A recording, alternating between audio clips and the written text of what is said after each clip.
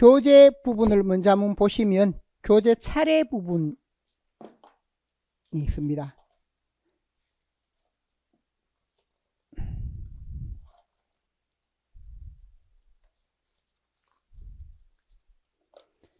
차례가 26,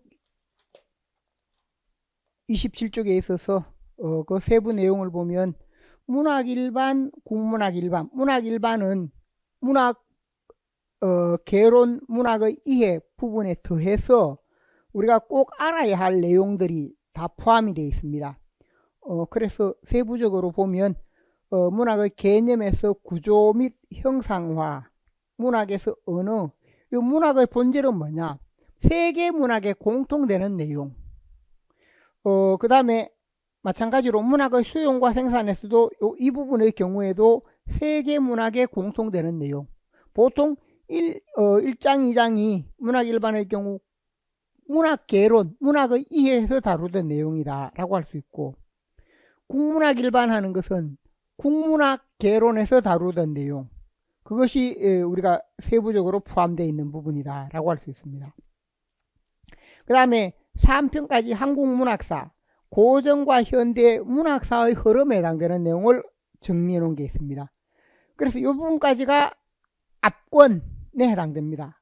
앞에 해당되고 뒤에 부분에 있는 내용이 있죠. 뒷부분의 내용이 현대문학 감상 방법 중에 현대소설 감상, 현대시 감상, 소설을 우리가 우리 능력으로 어떻게 감상하는가, 시를 어떻게 감상하는가. 그렇게 시나 소설을 감상하려면 뭐부터 해야 됩니까? 시나 소설을 감상하려면 우리가 먼저 그것에 대해 알아야 된다는 겁니다. 그렇게 구성이 되어 있으니까 참고를 하시고, 그 다음에 26쪽의 문학 일반 속에서도 1번이 문학의 본질, 2번이 문학의 수용과 생산, 이렇게 쭉 내려가서 여기 보면 1장 1절부터 2장의 11절까지 이 내용은 뭐냐 하면 감상과 관련되는 내용입니다. 감상이나 수용. 2장의 12절 여기에 해당되는 게 뭡니까? 문학의 생산. 이게 유일하게 우리가 보면 문학이라고 했을 때 문학에는 감상과 창작이 있지요. 감상은 우리가 이렇게 많이 배울 수 있습니다. 다양하게 공부를 하고 배우는 게 대부분 감상 내용입니다. 창작 부분은 뭐냐? 특이한 능력을 지니고 있는, 문학적 능력을 지니고 있는 분들의 경우에 필요한 경우가 많습니다. 그러다 보니까 여기에 해당되는 부분은 교육과정의 내용에서도 세부적으로 아주 좀 작게 드러나 있습니다. 그래서 233쪽에 잠깐 보면 구분해야 되는 게 앞에 있는 전체적인 내용은 뭔가? 문학에서 문학의 감상과 관련되는 것이다. 233쪽에 있는 이 부분은 생산 혹은 창작, 패러디와 창작이라고 해서 패러디, 그 다음에 그 뒷부분에 창작, 그리고 재구성하기, 문학에서 보면 패러디 하면서도 재구성하기가 있습니다. 236쪽에 있는데 이게 이전 책에는 없습니다. 236쪽에 있는 부분이 거기에 보면 텍스트 재구성하기에서 갈래를 바꾼다든지 아니면 매체를 바꾼다든지 맥락을 바꾼다든지 이렇게 해서 이 내용은 최근 교재 문학 내용학 책에 있는 것을 바탕으로 새롭게 보충된 내용입니다. 언제든지 시험에 나올 수 있는 부분입니다.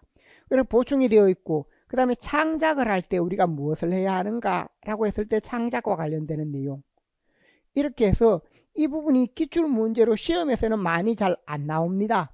안 나오지만 이제 예상 문제 뒷부분으로 이렇게 제시되어 있는데, 그래서 전체적으로 보면 우리가 크게 나눴을 때 앞 시간에도 설명했지만 문학의 이해, 국문학의 이해, 그 다음에 국문학사, 이 부분을 전체적으로 묶어서 파악할 수 있는 부분이 있고, 문학의 이해 속에 문학의 갈래나 형상화, 이 부분이 다 포함이 됩니다. 그 다음에 또 다르게 보자면 문학에서 감상에 해당되는 부분과 창작에 해당되는 부분, 이렇게 나눌 때 앞부분의 경우 대부분 감상이다, 마지막 2장 12절이 창작이다. 그래서 우리가 문학교육 과정에서도 보면 창작에 해당되는 부분은 성취 기준이 하나밖에 없습니다. 그래서 이렇게 배열이 되어 있다 하는 점을 생각하시면 되겠습니다. 앞 시간에 교재 활용 방법은 다 설명했기 때문에 구체적인 세부 내용으로 들어가서 제일 먼저 나오는 것이 뭐냐 하면 그 앞에 문학 문제 유형이나 답안 작성 방법이나 이런 부분이 있죠. 요거 2026년 것으로 다 제시가 되어 있습니다. 기입형 문제 유형이다. 그 다음에 서술형 22쪽 이렇게 해서 제시가 되어 있으니까 이것은 참고하시면 되겠습니다. 구체적으로 문학 일반 속에서 문학의 본질이 있고 문학의 개념이 있습니다. 문학의 개념 이렇게 해서 이 부분이 문학의 개념이다 라고 하면서 문학을 이해할 때 우리가 보면 여러분이 문학을 이해할 때 가장 어려워하는 부분이 뭐냐 하면 내용은 같은데 다르게 제시되는 경우가 있습니다. 그래서 예를 들면 우리가 표현 중에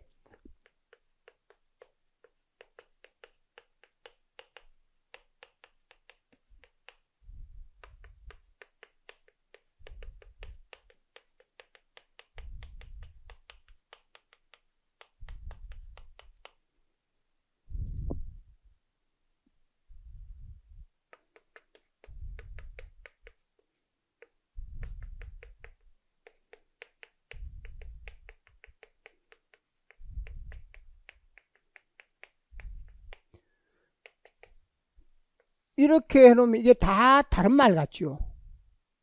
근데 이게 뭘 말하는 겁니까? 주제를 말하는 것이다. 주제를 이렇게 다양하게 다르게 표현을 합니다.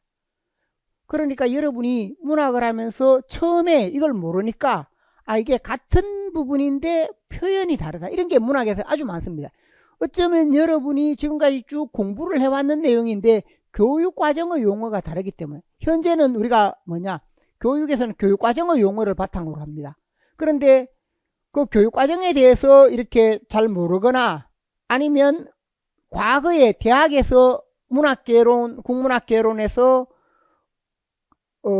이 교육과정의 내용을 배우지 않고 국문과 아니면 탁과에서 그걸 했던 사람들은 이런 개념에 대한 것을 잘 모릅니다.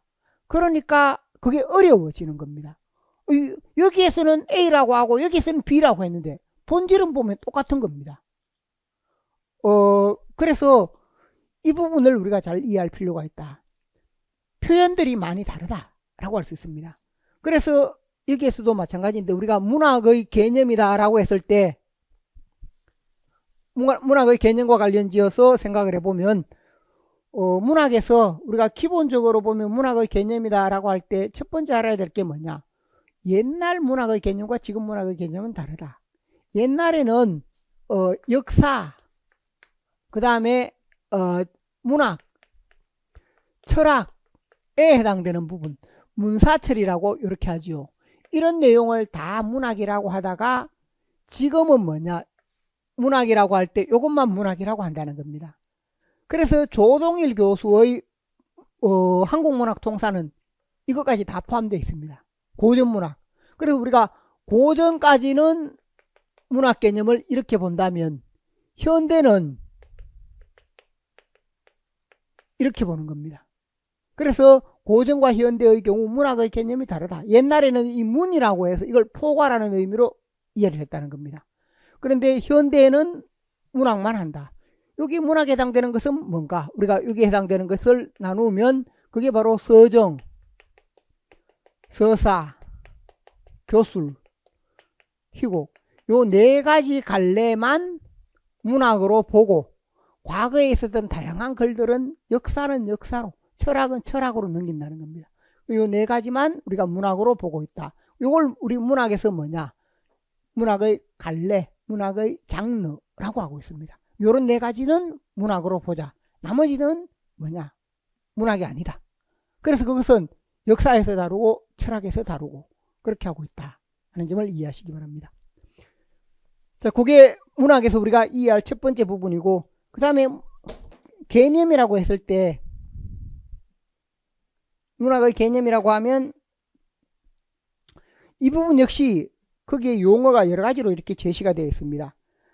그래서 2022, 2025 이렇게 개념으로 이렇게 되어 있는 부분도 있고 다양한 개념으로 이렇게 제시가 되어 있죠.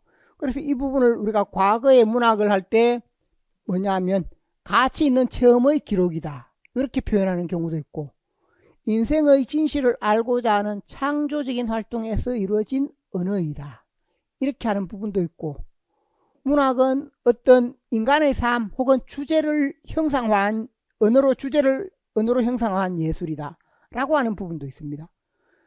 그래서 인간의 삶을 언어로 형상화했다 라고 했을 때 거기에 보면 문학의 다양한 개념 중에 2번, 3번, 4번 2번, 3번, 4번 다 다른 것 같죠? 어떻습니까?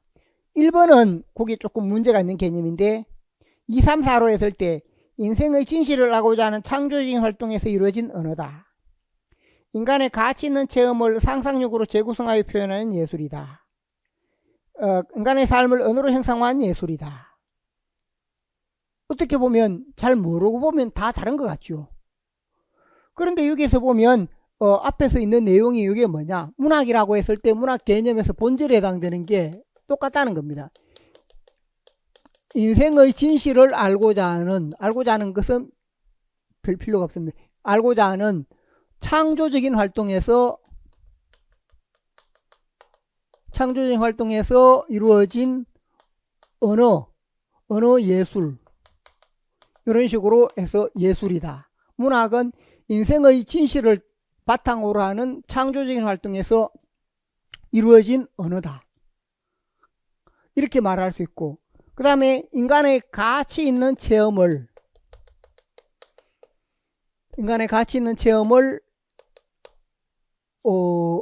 언어로서 형상화한 예술이다. 언어로서 형상화했다. 창조적인 활동, 형상화, 이게 같은 말입니다. 창조적인 활동, 또 상상력으로 재구성한다 라고 했을 때 가치 있는 체험을 언어로 형상화하고, 또 인간의 삶을 상상력으로 재구성하여 언어로 표현한 예술이다. 이런 의미인데, 이 부분에서 보면 인생의 진실이다 라고 할 때 이게 뭐냐, 주제 혹은 내용입니다. 문학의 내용은 뭔가 같은 말입니다. 인생의 진실이다, 가치 있는 체험이다, 인간의 삶이다, 같은 의미로 이해해야 된다는 겁니다. 그 다음에 창조적인 활동이다, 형상화이다, 상상력으로 재구성한다. 창조적인 부분이 바로 뭐냐, 상상력으로 재구성하는 것이고, 이게 형상화하는 겁니다. 형상화라는 말이 나오는데 이 형상화라는 것을 잘 기억하시기 바랍니다. 우리가 두 번째 단락이 형상화입니다. 그러니까 이 부분은 문학의 특징은 뭐냐, 여기 문학의 특징으로서 상상에 의한 것이다. 상상에 의한 창조로 이루어진다 하는 점, 상상에 의한 창조, 이렇게 이루어지는 부분. 그 다음에 그 매체가 되는 게 뭐냐, 매체가 언어, 그 매체는 언어로. 그러니까 이 부분에서 예를 들어 음악은 소리로, 미술은 시각적으로 이렇게 된다면 여기는 매체가 언어이다. 그러니까 요 세 가지를 표현만 다르겠지 본질은 같다는 겁니다. 그래서 우리가 이런 부분들이 아주 많습니다. 문학의 기능이고, 그 내용이 어떻게 보면 여러분이 문학의 기능에서 보면 문학의 기능에는 교훈적 기능과 쾌락적 기능이 있다 이렇게 배웠는데, 우리 교육과정에 오니까 인식적 기능, 윤리적 기능 막 이렇게 막 해놓습니다. 그러니까 이런 부분이 헷갈리가 이게 뭐지? 서로 연관을 못 짓는 겁니다. 그래서 기본에 해당되는 이런 내용과 그 다음에 내가 알고 있는 걸 연관을 잘 지어서 그렇게 해야 이게 하나고 궁극적으로 같은 것이구나. 문학이라는 것을 설명할 때는 세 가지 요소가 필요하다. 뭐냐 하면 첫째는 어떤 내용을 언어로 어떻게 드러내는가, 어떤 내용을 언어로서 상상으로 만들어내서 드러내는 게 문학이다. 소설, 언어로서 주제에 해당되는 내용을 이야기로 만들어냅니다. 시, 언어로서 우리 인간의 정서를 상상을 통해 만들어냅니다. 요 상상을 통해 만들어낸 이게 뭐냐? 창조의 과정이고 생산의 과정이고 이게 어렵습니다. 그래서 우리가 시인, 소설가 하면 창조하는 작업이 어렵다라고 할 때 이 특징이 어렵다는 겁니다. 일상적인 언어가 아니니까. 이런 부분에 뭐가 작용하는가? 소설에서는 상상으로 이야기를 만드는 것이 작용하고 시에서는 뭐가 작용한다? 비유, 상징 등을 통해 이렇게 다르게 바꾸고 일상적인 것을 그대로 드러내자고 다르게 바꾸고 시적 화자를 만들고 이렇게 하는 게 필요하다. 그래서 이 문학은 이렇게 되어 있고 우리 교육과정의 개념이 뭡니까? 이 부분입니다. 가치 있는 개념인 인간의 삶이나 그 2022 교육과정에 보면 그 아래 인간의 삶을 언어로 가치 있는 내용을 언어로 형상화한 예술이다. 이게 개념이라는 겁니다. 그래 가치 있는 체험을 언어로 형상화했다. 바꿔 말하면 가치 있는 체험을 형상화한 언어 예술. 바꿔도 되고 이렇게도 똑같습니다. 가치 있는 체험을 언어로 형상화한 예술 아니면 가치 있는 체험을 형상화한 언어 예술 바꾸더라도 똑같습니다. 본질은 같다. 현재 이제 우리가 사용하는 개념이 이 부분인데 이 부분 인간의 삶이나 가치 있는 체험이나 인생의 진실이나 이게 같은 차원의 개념이다라는 것. 그래서 개념에 이렇게 제시가 되어 있다. 세부적으로 보면 매개, 매체가 언어다. 그 다음에 인간의 삶, 내용, 표현에서 형상화. 뭔가 다르게 바꿔야 된다는 겁니다. 있는 그대로 제시하면 문학이 안 됩니다. 요 말 속에 상상의 창조다 할 때 있는 그대로를 제시하면 우리가 문학이라고 하지 않죠. 기사가 되거나 논설이 되거나 그런데 뭔가를 다르게 바꾸는 요 능력이 문학에서 중요하다. 이 부분에 해당되는 능력을 우리가 시에서 소설에서 다양하게 파악합니다.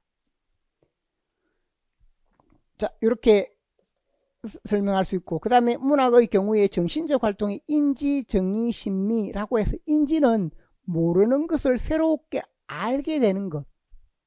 나중에 인지, 인식의 같은 의미입니다. 여기 인지라고 했지만 인지적이다 할 때 인지 혹은 인식의 같은 의미로 이렇게 사용이 된다. 문학을 통해 우리가 모르는 것을 알게 되는 것이 있고 그 다음에 정의하는 것은 정의, 올바름을 말하는 그것이 아니고 정서, 태도, 동기 등에 해당되는 이런 부분을 정리적인 영역. 요 정의라는 말이 우리가 좀 낯선 말입니다. 교육과정 안에 있는 사람은 정서, 태도, 정의적인 부분이다 라고 이야기합니다. 교육과정 용어 중에 인지는 쉽죠. 그 다음에 심미, 심미의 경우 미, 아름다움의 의미, 형식이나 표현의 아름다움, 형식이나 표현의 아름다움이 바로 뭐냐? 미다 하는 점. 그래서 이렇게 설명할 수 있는 부분. 이것은 나중에 우리가 문학의 기능에 다시 나오기 때문에 인지, 정의, 심미 이렇게 했을 때 우리가 작품을 보고 정신적 활동, 문학에서 보면 이루어지는 게 이런 활동들이 이제 이루어진다라는 것이고 그 아래에 보면 운수 좋은 날이 있죠. 정의다라고 했을 때 정의적인 그 태도, 인물의 태도, 예상하지 못하게 돈을 많이 번 김첨지가 기쁨에 젖어 있는 상황이다. 인물의 정서 태도를 파악하는 것. 또 알아놓은 태도에 알아놓은 아내에 대한 김첨지의 정서, 애틋한 정서 이런 부분. 작품에서 인물의 정서나 태도를 파악하는 부분이 있다. 인지 20년대 이 작품을 통해서 20년대 일제강점기와 비참한 삶의 현실 또 그 시기의 빈궁의 원인이 뭔가 이런 것을 파악하는 것. 심미, 미적인 부분으로 제목과 상반되는 반어적 구조, 유기적인 구조 이런 부분이 있습니다. 이 부분은 우선 기억을 해서 제가 여기 깊이 있게 설명하지 않는데 조금 뒤에 이 용어보다 뭐냐 문학의 기능에서 이게 다시 반복이 됩니다. 문학의 기능에서 이렇게 반복이 되기 때문에 여기에서 자세하게 다루도록 하겠습니다. 그리고 여기서 문학의 개념에서는 두 가지만 생각하면 되는데 과거 문학의 개념은 문사철을 포함하는 것이고 우리가 고전 문학까지는 그 부분으로 한다. 현대 문학이 들어오면 네 가지 서정, 서사, 교술, 희곡 이 네 가지 부분이 이제 문학의 갈래 우리가 공부해야 할 바탕이 된다. 두 번째는 제 강의 듣기 전에 여러분에게 제가 이 강의 시작할 때 늘 물어봅니다. 앉아있는 분에게 문학이 뭡니까? 이렇게 물으면 대답을 못합니다. 당연히 우리가 알고 있다고 생각을 하는데 문학을 공부하고 오랫동안 문학을 공부해왔죠. 그런데 문학이 뭡니까? 라고 물으면 입을 다물고 있습니다. 그래서 겨우 책을 보고 이렇게 이야기하고 이렇게 합니다. 그래서 우리가 뭐냐? 문학이라는 것에 대해서 공부할 때도 문학의 경우 주제 어떤 내용 요소에서는 이런 내용을 그 다음에 언어로서 언어에는 기록과 구비문학이 포함이 됩니다. 여기 기록이라고만 하지 않고 기록과 구비문학이 포함이 되고 이걸 뭐냐? 상상력에 의해서 재구성해 놓은 것이다. 어떤 인간의 삶이나 가치 있는 내용을 언어로서 재구성해 놓은 것. 그래서 재구성할 때 원래 주제를 재구성하면서 주제를 이야기로 바꿔 놓았다. 그게 소설이라는 겁니다. 그걸 행과 연이 있는 정서로 바꿔 놓았다. 그게 시라는 겁니다. 그래서 이 개념 부분은 우리가 조금 기억을 하고 있으면 좋습니다. 문학이 뭐냐라고 할 때 내가 이런 부분은 최소한 대답을 할 수 있어야 되죠. 그런데 여러분 스스로에게 한번 물어보십시오. 내가 이 강의 듣기 전에 문학이 뭔지 알았나? 모르고 물론 이제 부분으로 하는데 정확하게 이런 의미를 지닌다라는 것을 이해하지는 못했을 겁니다. 이것은 우리가 어떻게 보면 문학을 하는 사람으로 외부에 있는 사람이 공대 사람이 야 문학이 뭔데? 라고 하면 문학은 있잖아 막 이렇게 하다가 보면 답이 궁색해지는 그런 경험들이 있습니다. 그래서 이걸 명확하게 이해하고 있으면 이 세 가지 요소로 이루어진다. 어디에서나 똑같다 라는 것을 이해하시기 바랍니다. 그 다음에 문학의 경우 언어예술이다. 언어 여기 앞에 있는 개념 부분에 포함된 겁니다. 가치 있는 체험 가치 있는 체험이나 사상이나 정서나 아니면 인간의 삶이나 같습니다. 허구의 세계를 상상력으로 드러낸다. 이게 하나의 통합된 구조를 이룹니다. 문학이라고 했을 때 통합된 구조를 이루는 것. 그 다음에 용어로서 조금 기억할 필요가 있는데 그게 문학의 특성 중에 개성과 보편성, 당대성과 항구성 이렇게 되는 부분. 이걸 여러분이 많이 헷갈립니다. 그래서 문학에서 문학의 특성을 이야기할 때 문학의 경우 개성과 보편성이다 라고 하는 것은 동시대 측면, 동시대, 공시적인 면에서 이렇게 적용할 때 그 다음에 그때 뭐냐? 개성과 보편성의 의미로. 그래서 여기에서 개성, 보편성 상대되는 개념입니다. 그 다음에 역사적인 관점, 역사적인 부분, 통시적인 면에서는 뭐냐? 당대성과 항구성.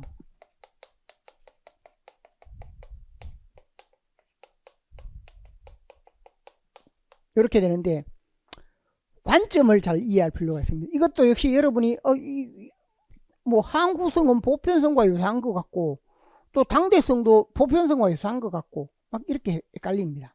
이 개념이 필요한 건 뭐냐? 동시대 속에서 그 다음에 통시적인 부분 속에서 이게 관점이 다르다. 그 동시대 속에서 문학은 앞서 이야기했듯이 뭐냐? 개별적인 개인적이고 개성 있는 삶을 다룹니다. 한 개성 있는 삶을 다루는데 그 개성 있는 삶의 경우에 그 여러분을 주인공으로 하는 소설을 쓴다. 그러면 뭐냐? 오늘날 2025년, 2026년이라는 보편적인 시대, 보편적인 우리 삶의 양상이 있습니다. 2025년, 2026년. 그래 보편적인 삶의 양상이 우리가 예를 들면 현재 우리나라가 아주 K 문화가 발달해 있고 또 대통령이 중국과 일본을 또 이렇게 최근에 방문하기도 하고 우리나라가 국격이 과거에 비해 이제 그 과거의 어떤 지금 이제 다른 방향으로 나아가고 있다. 이게 보편성입니다. 그 보편적인 사회 속에서 뭐냐? 나라는 한 개인을 담는다는 겁니다. 이게 보편성과 개성입니다. 그러니까 이 개인의 존재도 이 보편적인 사회를 벗어날 수 없습니다. 보편적인 사회 특성이 무엇이다? 예를 들면 이거 1920년대를 대상으로 하면 1920년대 가난 일제강점기, 그 다음에 그 당시에 우리가 일제에 의해서 억눌리고 힘든 삶, 이런 것 속에 김첨지가 있습니다. 김첨지도 이 시대 속에 있습니다. 1950년대 순환 이래 50년 한국전쟁을 겪고 우리가 그 이전에는 일제에 의해서 순환을 당하고 그 이후에는 무엇에 의해서 바로 한국전쟁으로 순환을 겪고 그래서 가난하고 상처 입은 사람들이 많던 시대 그 속에서 만도가 진수입니다. 그 다음에 오늘날 마찬가지입니다. 1990년대라고 하더라도 90년대 속에서 인물이고 그 다음에 오늘날이라고 할 때도 마찬가지입니다. 오늘날 예를 들면 여러분을 다룬다라고 했을 때 여러분이 살고 있는 이 시대의 특징이 있고 그 시대의 특징은 누구나 다 지니고 있다는 겁니다. 저도 지니고 있고 여러분도 지니고 있고 여러분 어머님 다 지니고 있습니다. 그 보편성 속에 또 여러분은 뭐냐? 개성이 있는 존재입니다. 여러분은 여러 가지 면에서 개성이 있을 수 있는데 우선 부모님이나 동생과 다르게 여러분은 뭘 하고 있습니까? 시험 준비를 하고 있습니다. 시험 준비를 하고 있다. 특히 시험 준비 중에서도 교사 임용이라는 이 준비를 하고 있는 그런 부분. 그 다음에 또 여러분 성격이 있죠. 성격의 특징. 형제간이라도 다 다릅니다. 여러분의 성격. 나는 예를 들어 외향적이다. 나는 내성적이다. 등등. 이게 여러분과 여러분 동생도 다르죠. 여러분과 여러분 어머님도 다릅니다. 여러분과 여러분 친구도 다릅니다. 그게 바로 뭐냐면 개성이라는 겁니다. 그래서 동시대 속에서 문학은 보편성을 담으면서도 개성적 인물을 다룬다. 한 인간을 바탕으로 할 때 개성적이다. 라는 겁니다. 한 시대 속에 그런 부분으로 생각할 수 있고 그 다음에 역사적이다 통시적이다 라고 할 때 문학은 당대의 삶을 다룹니다. 그 시대의 삶.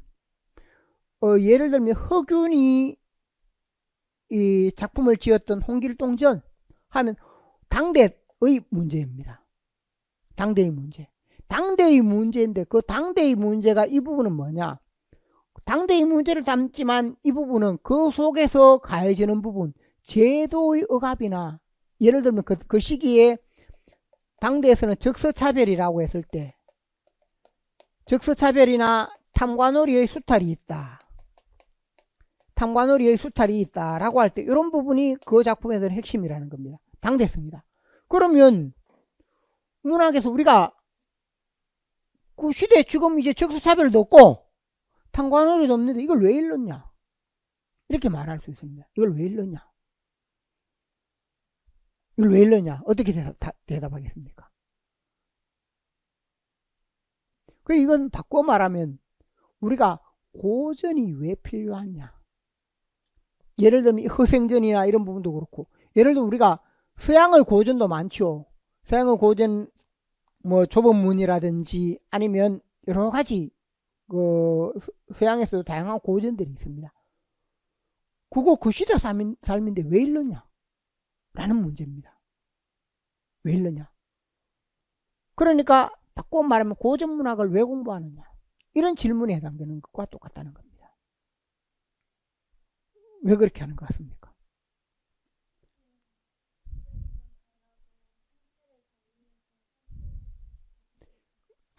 아주 정확하게 이야기했는데 뭐냐 하면 이 당대는 다 다른데 여기에 나오는 삶의 양상을 파악해보면 이건 뭐냐?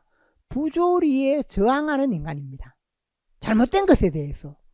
그러니까 이걸 확대해서 이것이지만 이걸 확대했을 때 부조리, 즉 잘못된 현실에 대해서 부조리에 저항하는 인간상, 저항하는 인간이다. 이런 부분들은 뭐냐? 이걸 파악하게 되면 그냥 이게 당대적이만 부조리에 저항하는 부분이다 라고 할 때 이런 부분은 늘 있는 인간이라는 겁니다. 그 부조리는 인간의 삶에 되풀이 될 수 있습니다. 오늘날 이런 당대의 부조리도 있지만 오늘날에 오게 되면 문학작품 속에 부조리가 있다라고 할 때 잘못된 부분에 저항한다. 사촌에서 일제강점에 저항하는 그러한 인간도 뭡니까? 똑같다는 겁니다. 그 부분에서 부조리나 뭔가 사회 제도, 억압 이런 부분에 잘못된 것이 있다. 그러면 거기에 대해서 참지 않고 저항하는 그런 인간. 이게 우리 문학의 중요한 하나의 전통입니다. 무엇이 잘못됐으면 잘못됐다고 꼬집는 것. 이게 뭡니까? 풍자입니다. 풍자하면서 그게 아니지 않느냐? 라고 이야기하고 잘못된 것을 잘못됐다고 이야기하고 계속해서 그렇게 이어진다는 겁니다. 삶의 양상이 이어지는 문학뿐만 아니고 이건 삶도 마찬가지입니다. 우리가 윤석열 정권 속에 있을 때 그때 보면 윤석열차 이런 부분이 있었죠. 만화로 그림을 그려놨는데 그걸 잘못된 것을 비판했다고 막 억압하고 이런 부분이 있었습니다. 검사들이 타고 있고 막 그런 부분으로 만화 부분 그런 부분이 있었고 또 바이든 날리면 할 때 그런 부분에서 기자들이 하는 것도 있었고 모두 뭐냐 어떤 세상이 잘못되거나 뭔가 문제가 있을 때 그때 항상 우리나라 사람은 참지 않고 나서는 경우가 많았습니다. 나서는 경우 지금도 그런데 제대로 이게 100% 해결이 되지 않습니다. 해결이 되지는 않지만 그래도 우리가 바람직하게 생각하는 것은 뭔가 바로 부조리에 저항해서 그것을 무너뜨리는 그런 부분. 이게 바로 우리가 대통령을 3번이나 끌어내린 그런 원동력이 됩니다. 그게 바로 우리가 한편으로 보면 민주주의 정신이다. 잘못된 것이 있으면 그것을 바꾸고 고쳐야 한다. 그래서 그 시대에 있는 이 부분이 오늘날에도 마찬가지다. 그리고 허생전 같은 경우도 마찬가지입니다. 허생전이나 춘향전에 있는 내용들도 이런 면에서는 일맥상통합니다. 일맥상통하고 그 다음에 우리가 시에서도 마찬가지입니다. 껍데기는 가라. 사월도 알맹이만 남고 껍데기는 가라. 이렇게 할 때 그러한 내용도 부조리에 대한 저항이고 80년대 70, 80년대 문학에서 보면 독재나 부조리에 대한 저항이 아주 많습니다. 타는 목마름으로 민주주의의 만세 이런 것이 다 뭐냐 시대는 다른데 어떤 그 시대에 부조리나 문제가 있는 게 있다. 그러면 한 인간이 거기에서 뭐냐 행동하는 인간의 모습 이걸 우리가 시대는 다른데 그때 저항했듯이 오늘날도 우리가 홍길동처럼 저항을 해야지 이런 인식을 배울 수 있다는 겁니다. 그래서 여기에 해당되는 이 부분으로 하자면 이게 뭐냐 당대성인데 부조리에 대한 저항이라고 할 때 이게 뭡니까 항구성이 되는 겁니다.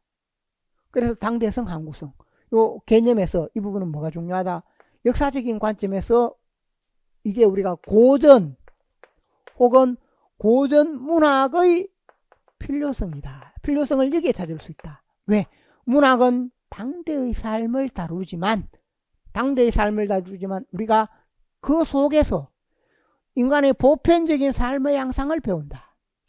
그래서 이게 부조리나 저항의 의미도 이런 부분도 있지만 우리가 예를 들면 또 어떤 상황이 있을 때 풍자와 해학 우리 민족의 경우 풍자와 해학 부분을 많이 활용을 합니다. 그래서 판소리라든지 아니면 이런 부분에 나타났던 부분 힘든 상황 속에서 해학적으로 아니면 풍자적으로 대응한다. 그러면 오늘날 우리 문학의 30년대 또 지금 문학에도 마찬가지입니다. 풍자 해학이 많이 사용이 됩니다. 또 당대에서 보면 조선시대 문학 중에 강호, 한정 자연 속에서 심신을 수양하면서 자연 속에서 풍류를 즐기던 강호, 한정의 삶이 있다. 제가 방금 말한 풍류는 오늘날의 우리가 풍류와 다릅니다. 사대부들이 즐겼던 풍류라고 할 때 아주 고급스러운 의미로서 자연 속에서 심신을 수양하면서 살아가는 삶의 양상을 말합니다. 오늘날 우리가 풍류를 즐긴다면 술 마시고 놀고 이것만 생각하는데 과거에 지니고 있던 특정 부분만 이렇게 가지고 있는 것이고 풍류라고 할 때 더 넓은 의미입니다. 그러면 자연 친화의 의미가 있었죠. 자연 친화가 오늘날 우리가 보면 오늘날 우리 문학 속에서 자연을 노래하는 시들이 아주 많습니다. 많은 순수시에서 자연을 노래하고 있다. 또 우리 삶 속에서도 뭡니까? 캠핑을 간다든지 자연을 간다든지 이런 게 많죠. 그러니까 이런 부분들이 뭐냐면 당대에 있던 부분인데 그게 오늘날의 삶의 양상은 바뀌고 문화적인 것이나 아니면 이런 부분에서 보면 형태들이나 이런 건 다 바뀌었지만 본질적으로 우리 정신 속에 있는 것은 유지가 되고 있다는 겁니다. 그러니까 이때 부조리가 있으면 저항하듯이 이때 자연을 좋아해서 오늘날도 그 부분은 마찬가지다. 그 자연이 옛날과는 좀 다르지만 자연을 좋아하는 것은 마찬가지다. 그래서 그걸 찾아내는 것이 고전이다 라고 이야기할 수 있습니다. 그래서 이것은 우리가 고전문학을 공부할 때 교육과정에서는 뭐라고 되어 있는가? 우리가 고전문학에서 당대의 의미, 현대의 의미. 요걸 설명할 때 당대의 의미와 현대의 의미는 뭔가? 오늘날 지니는 의미니까 그게 한국성의 의미라고 할 수 있습니다. 당대적 의미와 현대적 의미. 그래서 고전문학을 보면서 우리가 고전을 제대로 이해하려면 어떻게 해야 되는가? 고전에서 보면 단순히 지식으로서 이것만 아는 게 아니라 교육과정에서 강조하는 건 뭐다? 당대이라는 의미를 지니는데 오늘날 어떤 의미를 지닌다. 이렇게 그걸 이렇게 강조해 줘야 됩니다. 근데 지금 우리 시험에서 제일 문제가 되는 게 뭐냐? 너무 고전시가 고전산문, 현대시, 현대소설 이렇게 나누어 놨습니다. 나눠서 시험 치다 보니까 최근에는 그 이전까지는 고전과 현대, 그 다음에 고전시가와 현대시, 고전소설과 현대소설 이런 부분을 결합시켜 문제 내기도 하고 갈래를 넘어서 문제를 내기도 했는데 요즘은 너무 이걸 분리를 해놨습니다. 분리를 해서 고전은 그 고전 내에서만 고전시가 문제를 내고 고전소설 문제를 내고 이렇게 하는 겁니다. 이건 바람직하지 않습니다. 좀 넘나들어야 됩니다. 왜? 교육과정에서 이렇게 넘나들기를 바라고 있고 실제로 이렇게 해야 우리가 문학을 제대로 감상하고 왜 고전을 하느냐? 단순히 그 시대의 의미를 아는 것은 필요가 없습니다.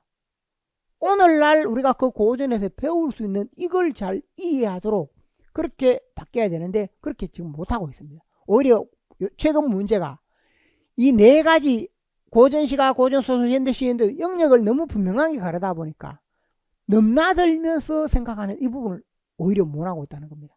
그럼 과거에 어떤 문제가 있었느냐 하면 예를 들어서 이전에 있는 문제 중에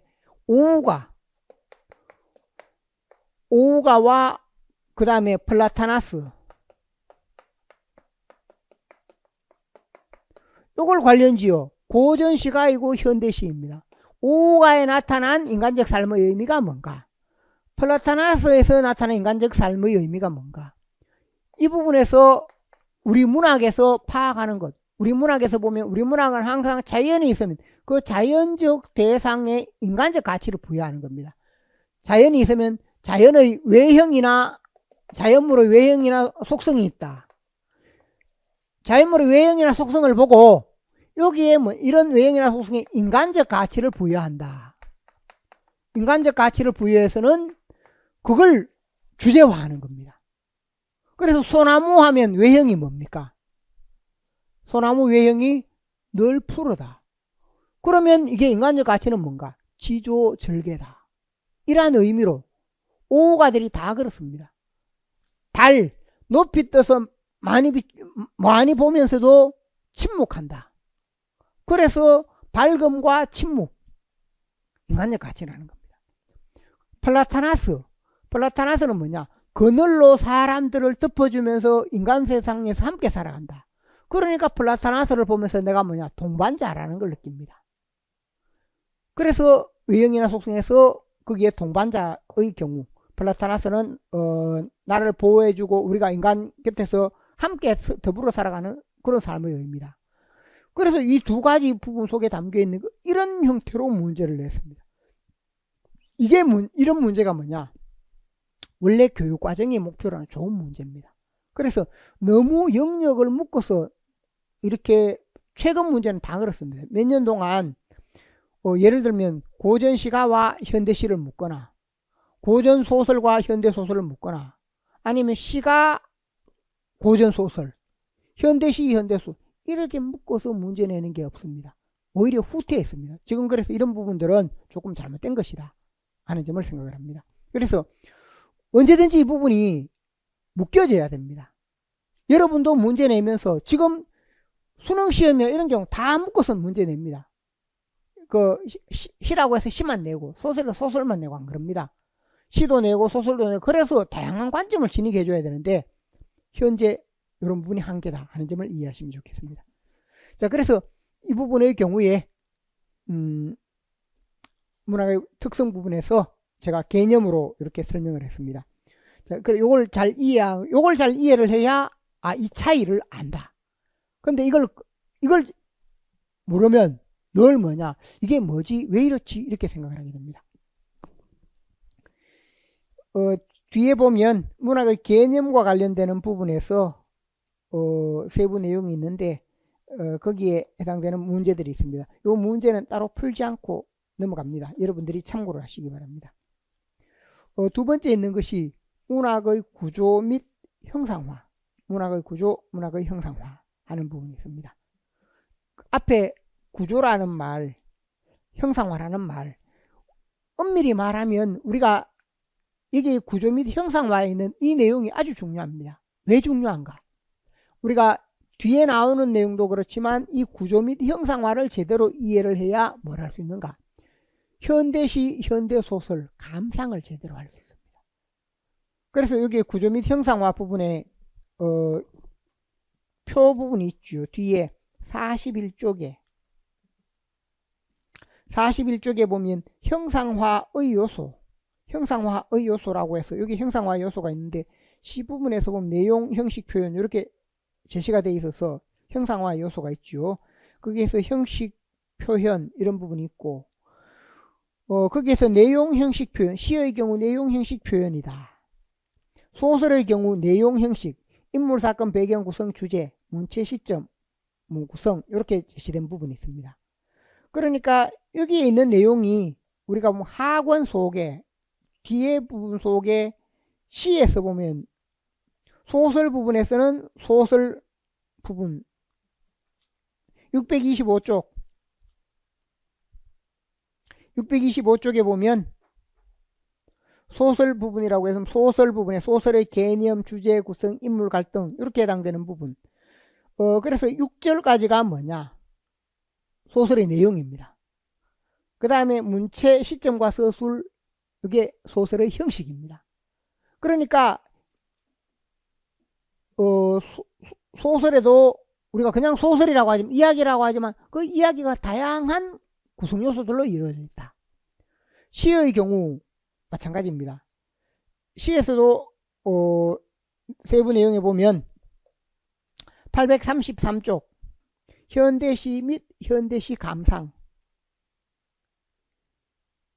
이렇게 되어 있는데 시 및 현대시 감상 부분에서 시의 이해, 시의 내용 요소, 시의 형식 요소, 표현 요소 이렇게 되어 있죠. 이 부분에 해당되는 내용이 있는데 그 속에 보면 내용이라고 할 시 전체를 먼저 이해하는 게 있고 시의 내용 요소에 있는 게 뭔가 바로 시에서 정서 부분부터 시작을 해서 시의 정서 그 다음에 852쪽에 정서와 주제 시적 화자와 화자의 상황 이렇게 해서 뒤에 있는 게 내용 형식 표현 요소들입니다. 그러니까 여기에 해당되는 것 형상화와 관련되는 부분이 바로 뭔가 오늘 여기에서 해당되는 게 나중에 우리가 감상을 하거나 감상 능력을 기를 때 바탕이 되는 겁니다. 자, 그래서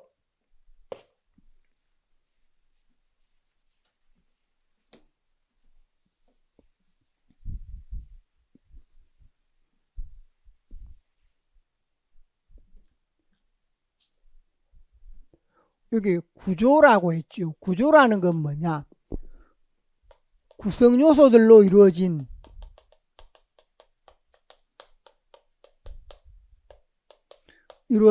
전체 구성 요소들이 있습니다. 구성 요소들로 이루어진 전체를 우리가 구조라고 한다. 그러면 이 부분이 구성 요소들로 이루어진 전체인데 이 구성 요소들이 특히 아름답게 잘 짜여져 있을 때 이 구성 요소들이 이루어져 있는데 구성 요소들로 이루어지면 그건 구조입니다. 근데 구조라는 말은 거기에 그 구성 요소들 이루어져 있다라는 말 뿐이고 그 구조라는 말 속에는 가치 개념이 안 담겨 있습니다. 그러면 구성 요소들로 이루어진 전체인데 이게 잘 짜여져 있다.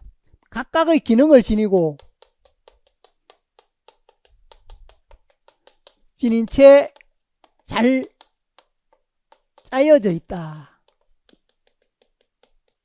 각각의 기능을 지닌 채 잘 짜여져 있다라고 할 때 잘 짜여져 있는 부분, 이게 잘 짜여져 있다는 것은 뭐냐, 이런 걸 바꿔 말하면 미적으로 짜여져 있다. 미적으로 혹은 아름답게 미적으로 혹은 심미적으로 짜여져 있다. 아름답게 짜여져 있다 라는 부분. 이렇게 할 때 아름답게 각각의 기능을 지니고 아름답게 조화롭게 잘 짜여져 있다라고 할 때 이때가 바로 뭐가 된다? 미적 구조 혹은 심미적 구조라는 겁니다. 미적 구조. 이렇게 미적 구조를 지니고 있는 이게 바로 뭐냐? 미적 구조를 지니고 잘 짜여져 있다 할 때 이게 형상화되었다. 형상화되었다라는 말을 합니다. 그러니까 미적 구조를 지니고 있다, 형상화되었다는 말은 똑같습니다. 그래서 형상화라고 하면 형상화는 뭐다? 바꾸면 구성 요소들이 각각의 기능을 지니고 잘 짜여져 있는 것을 형상화다. 잘 짜져 있는 것을 형상화다. 형상화 개념이 어디에서 나왔습니까? 제가 여기 있다 그랬죠. 형상화. 그러니까 앞에서 보면 창조적인 활동이다 라고 했는데, 그러면 창조적인 활동은 시는 시대로 시의 여러 가지 요소들을 가지고 이게 시를 잘 읽어 짜는 겁니다. 소설은 소설의 요소, 인물, 사건, 배경, 시점 등을 가지고 잘 읽어 짜는 겁니다. 그래 잘 짜여져 있을 때, 잘 짜여져 있는 것을 상상에 의해서 잘 창조했을 때를 우리가 형상화된 작품이다. 그게 형상화라는 겁니다. 그래 형상화 자체는 가치를 지닌 게 잘 짜여 있을 때, 미적 구조를 지닐 때 형상화되었다. 그래서 뭐냐, 문학이나 예술을 평가할 때는 뭘로 평가하는가? 형상화되었다 라는 말로 평가합니다. 형상화가 잘 됐다, 형상화되었다. 그래서 형상화라는 것은 구성 요소들로 이루어진 전체이면서 각각의 기능을 지닌 채 잘 짜여져 있다. 그러면 우리가 하나 예를 들어 봅니다. 꽃이라고 했을 때, 꽃 하면 하나인 것 같죠. 꽃 하면 하나인 것 같은데, 꽃 하면 하나인 것 같지만 우리가 시 하나인 것 같습니다. 나눠볼 수 있다는 겁니다. 꽃 하면 뭐로 나눠집니까? 맨 위에 수술이나 암술이 있다. 수술이나 암술이 있고, 그 다음에 뭐가 있습니까? 꽃잎이 있고, 꽃잎이 수술, 암술, 그 다음에 꽃잎이 있고, 그 다음에 꽃받침이 있고, 꽃받침의 형태가 있고, 그 다음에 그 줄기 부분으로 꽃이라고 했을 때 이렇게, 또 꽃받침 아래 물론 뭐 시가 담기고 있는 시방의 경우가 있고, 또 이렇게 줄기가 있고, 대체로 꽃의 경우 이렇게 이루어진다는 겁니다. 그러면 똑같은 꽃이라도, 예를 들면 여러분 남자친구가 있는데, 여러분 남자친구가 여러분에게 호박꽃 한 다발을 들고 와서 호박꽃 한 다발을 탁 건네줍니다. 또 남자친구가 장미꽃 한 다발을 들고 와서 장미꽃을 건네줍니다. 어떤 꽃을 받고 싶습니까? 장미꽃을 받고 싶죠. 왜 그렇습니까? 왜 장미꽃을 받고 싶은가?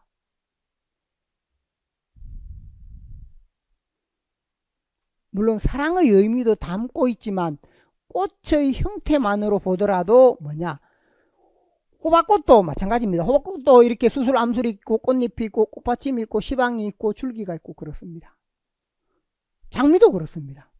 그런데 우리가 호박꽃보다는 뭐다? 장미를 훨씬 더 좋아한다는 겁니다. 여기 채병해가 있습니다. 채병해가 있는데, 채병해도 머릿결이 있고 눈이 두 개고 코가 있고 입술이 있고 또 이렇게 얼굴 모양도 있고 또 이렇게 그 팔이 있고 그렇습니다. 여기 채병해도 있는데, 또 여러분 좋아하는 배우 중에 누가 있죠? 요즘 대세인 배우가 누가 있습니까? 예를 들면 뭐 이준기라든지 아니면 뭐 송중기라든지 이런 배우가 있다라고 할 때 그 배우들의 경우도 똑같습니다. 머리가 있고 눈이 두 개고 코가 있고 이랬다 돼 있는데 거기에도 마찬가지라는 겁니다. 그 탤런트들의 경우 뭐냐 하면 바꾸어 말하면 외형적인 면에서 장미가 형상화가 더 잘 된 겁니다. 우리 눈에 보이니까. 저보다는 그런 배우들이 형상화가 더 잘 된 겁니다. 우리가 그런 거를 부정할 수가 없다는 겁니다. 그게 바로 뭐냐? 우리가 형상화의 측면에서 뭔가 사람의 키라든지 외형이라든지 이런 부분들이 짜여져 있을 때 그 짜임의 의미에서 보면 이 구조가 바로 미적 구조 면에서 저보다는 그런 사람들이 미적 구조가 더 뛰어나다. 미적 구조가 더 뛰어나면 잘 짜여져 있고 미적 구조가 뛰어나면 거기에 뭐가 주는가? 감동을 줍니다. 제가 주는 감동보다 그런 배우들이 주는 감동이 훨씬 큽니다. 그 감동을 그러니까 예를 들면 호박꽃을 주는 것보다 장미꽃을 주는 게 왜 좋냐? 장미꽃이 그 형태에서 이게 잘 짜여져 있다는 겁니다. 시도 똑같아서 예를 들면 초보자가 쓴 시보다 시인이 나름대로 정성을 들여 뛰어난 시로 만들어 놨을 때 그런 것이 뭡니까? 우리 깊은 감동을 준다는 겁니다. 소설도 마찬가지다. 시도 마찬가지다. 그래서 형상화가 잘 된 작품이 우리에게 깊은 감동을 준다. 형상화가 잘 된 작품이. 그래서 우리가 문학의 경우 이렇게 작품을 쓰는 사람들은 창작을 하는 사람들은 뭐냐? 창작을 하는 사람들은 창작을 할 때 여러 가지 구성 요소들로 여러 구성 요소가 있습니다. 창작을 할 때 여러 구성 요소들을 가지고 이렇게 해서 이렇게 하나의 작품을 만들어냅니다. 하나의 작품을 만들어낸다. 창작을 할 때 여러 구성 요소들로 이렇게 작품을 만들어내고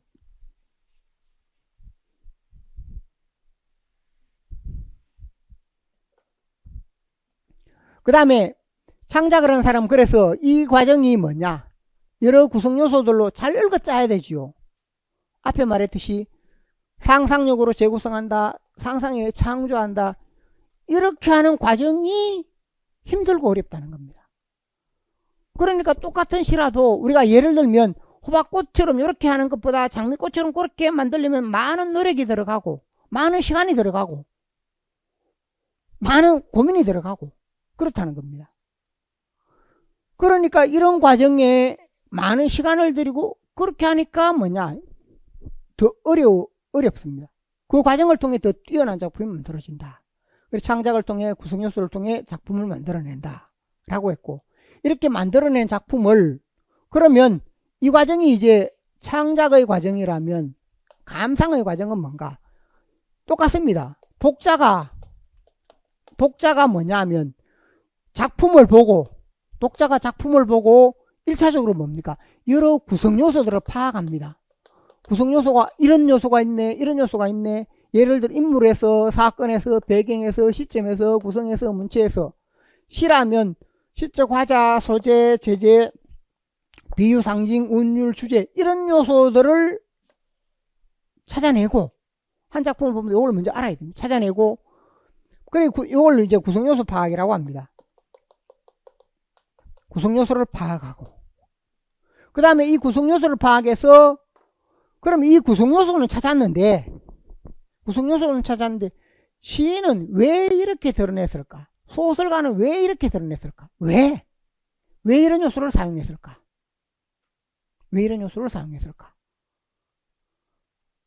그래서 우리가 예를 들면 김소월 시인의 진달래꽃이 있죠. 그 김소월 시인은 왜 진달래꽃을 갖고 왔을까? 흔하니까 갖고 왔다. 왜 진달래꽃을 갖고 왔을까?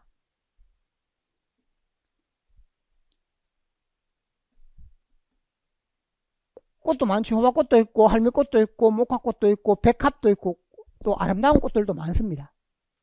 왜 그럴까? 그래서 이제 이런 걸 생각을 해야 되는 겁니다. 우리가 진달래꽃 하면 그냥 별로 의미 없이 넣어갑니다. 그런데 제목 하나에서부터 뭐냐 그런 걸 생각을 해봐야 됩니다. 제목에. 그 예를 들면 우리가 여러분이 이상의 날개 있지요. 날개의 제목은 왜 날개입니까? 그 끝에 한 구절밖에 안 나옵니다.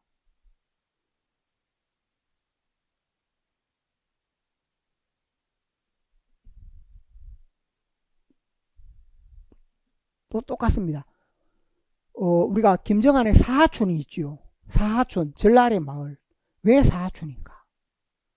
어떻게 보면 그게 본질적인 의미를 담고 있는데 우리가 감상 능력을 발휘를 안 합니다. 날개부터 말하자면 날개는 뭐냐? 그 작품을 읽어보면 모든 것이 남자와 여자, 낮과 밤, 아스피린과 아달린 이게 뒤죽박죽이 되어서 사회가 전도되고 혼란스럽다. 왜곡된 사회라는 겁니다.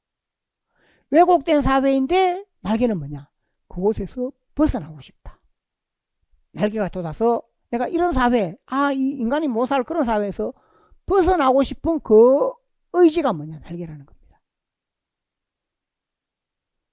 사하촌, 절 아래 마을인데 그것도 우리가 보면 절마을이 있어서 절마을이 뭐냐? 보광사라는 절마을입니다.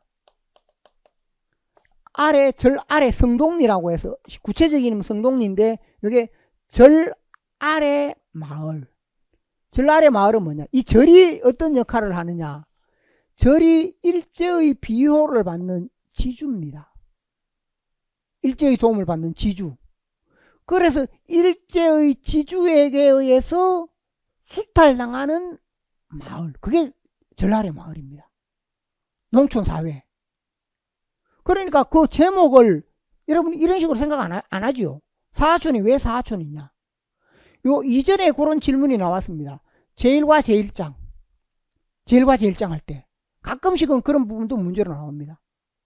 제1과 제1장이 왜 제1과 제1장이냐? 왜 그렇다고 했습니까? 제1과 제1장은 뭡니까? 한마디로 첫 페이지입니다. 첫 페이지. 새로운 삶의 첫 페이지. 시작의 의미입니다. 새로운 시작. 내가 이전에 지식인으로서 기자로 살다가 새로운 시작을 하겠다. 그게 제1과 제1장이라는 겁니다. 그러니까 그런 의도는 제목 속에 뭐냐? 주제를 다 담고 있습니다. 돌아가서 제가 진달래꽃에 대해서 물었죠. 이걸 여러분이 생각을 열어놓고 늘 어떤 제목을 볼 때마다 생각을 해야 됩니다. 진달래꽃에 대해서 또 예를 들면 꽃이 나오는 게 김유정의 동백꽃도 있고 다양한 이런 꽃들도 있습니다. 그러면 그 꽃들의 경우도 다 뭐냐? 주제와 연관이 있습니다. 그런 거 하나하나도 뭐냐? 작자가 만들 때, 창작을 할 때 담아 넣는다는 겁니다. 의도. 어떤 비유가 있다. 상징이 있다. 다 여러 구성 요소에 그러니까 작자가 머리를 써서 담아 놓은 겁니다. 그러면 머리를 써서 담아 놓은 작품인데 읽으면서 우리가 한번 읽고 씩 지나간다. 이렇게 파악 안 됩니다. 작자가 작품을 한번 쓰려면 최소한 짧은 거는 며칠이 걸릴 것이고 긴 거는 몇 달 또는 더 긴 시간이 걸릴 수 있습니다. 그런데 우리가 감상하는 사람이 한번 보고 파악한다. 말도 안 되는 겁니다. 그러니까 뭐냐? 깊이 있게 하나하나 따져보고 생각을 해봐야 된다. 최소한 그 부분에 대해서 창작하는 시간만큼 같지는 않더라도 하나하나 세밀하게 우리 힘으로 파악을 해야 그게 제대로 된 감상이 된다는 겁니다. 그래서 우리가 추구하는 게 뭐냐? 우리 스스로의 힘으로 이렇게 파악하는 방법. 이걸 우리가 앞으로 하기 때문에 이게 그래서 출발점이 되는 것이다. 라고 이야기했죠. 그러면 다시 생각해 보면 진달래꽃은 우리에게 어떤 의미가 있는가? 전통적으로 진달래꽃의 경우 남한과 북한이 조금 다른데 진달래꽃은 우리에게 여러 가지 의미가 있습니다. 시작을 알리는 그런 의미도 있고 뭔가 일찍 봄이다. 그 다음에 진달래꽃을 우리가 다른 말로 참꽃이라고도 합니다. 왜 참꽃이라고 할까요? 혹시 진달래꽃 참꽃 들어봤습니까? 못 들어봤죠. 참꽃이라고 하는 것은 우리가 진달래꽃이 피는 시기가 보릿고개 시절입니다. 산에 가서 진달래꽃을 따먹습니다. 먹으면 또 실제로 배가 부르기도 하고 꽃이 진달래꽃을 이렇게 묶고 나면 입술이 혀가 벌개집니다. 그렇게 되는데, 그래서 참꽃이라고 하기도 합니다. 또 뭐가 있느냐? 진달래꽃은 가장 중요한 게 환영이나 사랑의 의미가 있습니다. 꽃 자체가 조금 아름답다 보니까 환영이나 사랑. 그래서 북한의 경우에 여러분이 보면, 북한에 우리가 김대중 대통령이 갔을 때, 노무현 대통령이 갔을 때 어떻게 했습니까? 꽃을 들고 흔드는 것을 봤죠. 그 꽃들이 진달래꽃입니다. 김소월 시인은 북한에서 진달래꽃이 아름답던 북한의 영변,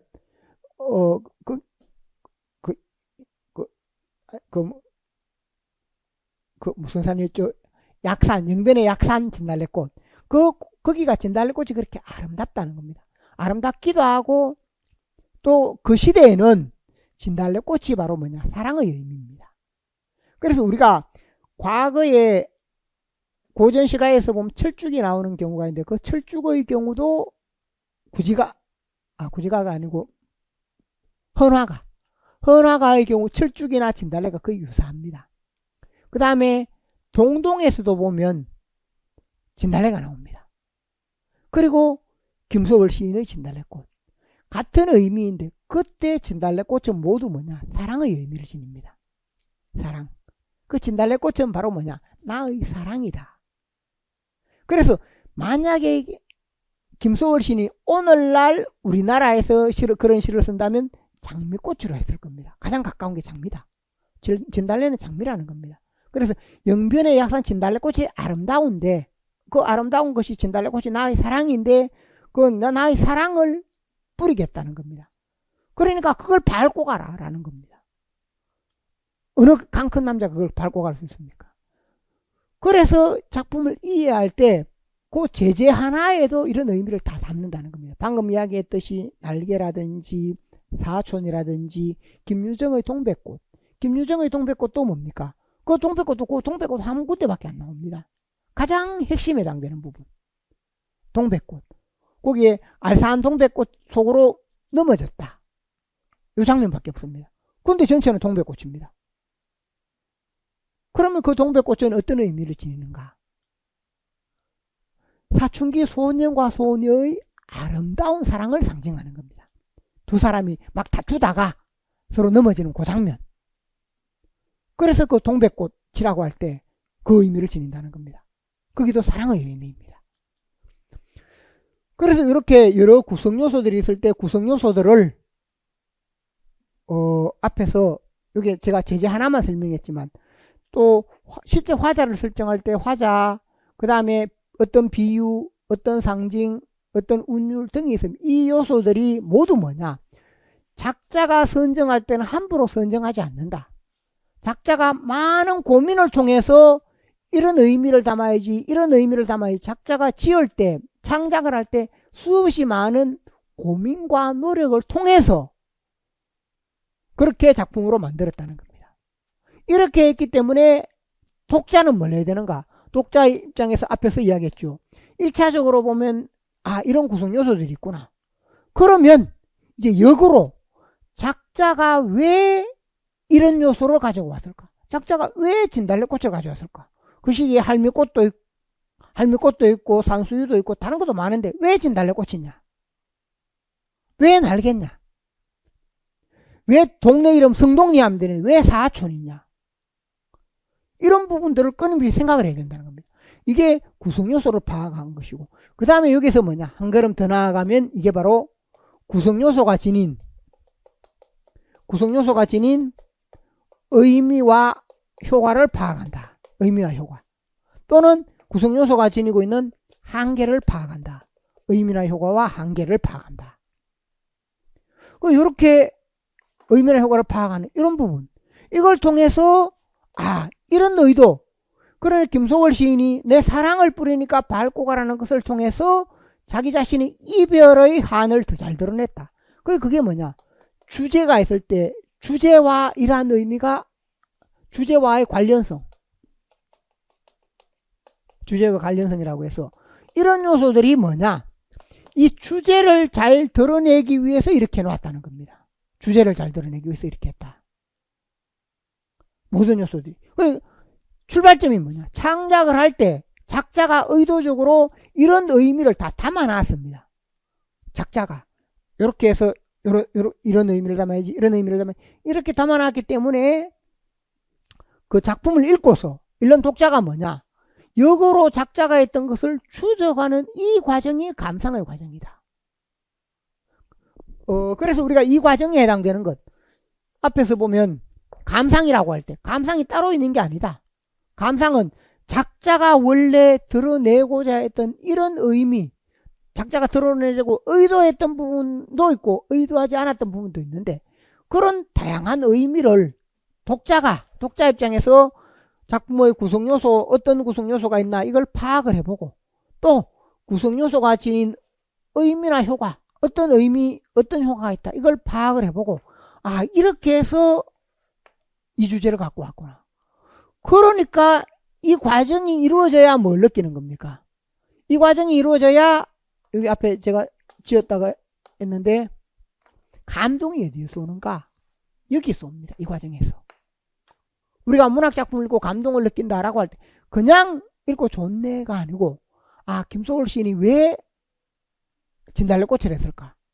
또 반어 부분의 끝부분에, 그래 진달래꽃을 우리가 사랑이라는 의미로 보면 그 마음이 얼마나 안타깝습니까? 영변의 약산 진달래꽃, 그 가장 아름다운 진달래꽃을 가시는 길에 뿌릴 테니까, 가시는 그런 놓인 그 꽃을 사뿐히 철에 밟고 가시고, 그 꽃을 밟고 가라. 그 내 가슴을 밟고 가라는 말과 마찬가지입니다. 그러니까 이별이 그만큼 슬프다. 어떻게 보면 가지 말라는 그런 의미가 되죠. 그래서 내아버지가 얘기하고 가실 때는 죽어도 아니 눈물 흘리겠다. 이게 또 반어로 돼 있죠. 이건 뭐냐? 너무너무 슬프지만 가지 말라고 하고 싶지만 뭐냐? 절제하는 그런 마음. 그래서 그 반대로 표현하면 느끼는 게 뭔가, 나보기가 실제로는 뭐냐? 눈물을 펑펑 쏟겠습니다. 이런 의미인데, 죽어도 눈물 흘리지 않겠다. 더 슬프게. 그래, 눈물 흘리지 않는 그 마음은 참고 견디면 뭐, 차라리 터뜨려버리면, 더 마음이 편할 텐데, 터뜨리지도 못하고, 안으로 내적으로 갈무리하고 참고 견디는 그런 한을 반어로 드러냈다는 겁니다. 그 반어가 그 이별의 한을 훨씬 더 깊이 드러내준다. 그냥 우는 것보다 더 깊이 드러내준다 라고 설명할 수 있습니다. 그래서 우리가 이 부분에서 감동을 느낀다는 겁니다. 여기에서 느껴지는 게 감동이다. 이 모든 문학 교육이 대학에서도 이런 과정을 통해 이게 학습이 되어야 우리가 문학에 대해서 제대로 학습이 되는데, 이걸 안 하죠. 보통 작품을 보고 이 구성요소나 이런 걸 여러분이 참고서를 보고 그 다음에 뭐냐? 주제가 뭐다? 이렇게 해버립니다. 문학조차도 감동을 느끼는, 감상의 과정에 감동을 느끼는 게 아니라 지식으로 전락해버렸습니다. 그래서 제가 문학을 하면서 그게 가장 안타깝습니다. 우리가 문학을 한다라고 했을 때는 작자가 이런 의도를 담아서 이렇게 놨는데 그걸 참고서를 보고 딸딸 외워서 시험을 치고 암기하고 그런 상황이 되어버린 겁니다. 그 문학의 맛을 제대로 못 느끼는 문학교육이다. 그래서 우리가 이걸 통해서 하게 되면, 이런 과정을 통해 내가 천천히라도 아, 이렇게 해서 그랬구나, 이런 부분들을 한번 생각을 하면 훨씬 그 작품이 깊이 있게 다가오고 시, 소설이 다르게 다가온다는 겁니다. 그래서 우리가 여기서 추구하는 게 이제 형상화를 파악하는 부분. 이 형상화를 파악할 때 뭐가 필요한가? 앞서 이야기했듯이 이제 이런 과정이 있기 때문에 형상화의 경우에, 형상화는 앞서 이야기했죠. 형상화 요소다라고 하면 시, 소설, 희곡 등의 이런 부분이 있다. 그 구조라는 개념은 제가 앞서 큰 틀에서 했기 때문에 앞에 있는 내용은, 구조라는 것은 전체 이렇게만 이해해도 됩니다. 중요한 게 형상화인데 형상화의 개념이다라고 했을 때 그 형상화로 이루어지는 부분, 이 점을 이해하면 좋겠고, 이걸 그림으로 그리는 게 41쪽에 있는 내용입니다.